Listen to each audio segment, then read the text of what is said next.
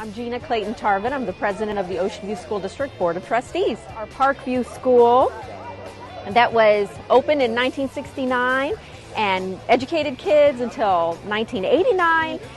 One era kind of closed, one chapter closed, and a new one opened, meaning more playing space for children. We're not going to develop this. We're not turning this into high-density apartments or anything else. It's just going to be open, beautiful, green space for everybody to enjoy.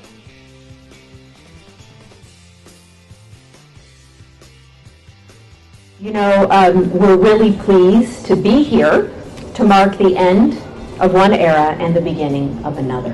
And the good news is we are not selling the property to make way for housing or any high-density development. Absolutely not. Absolutely.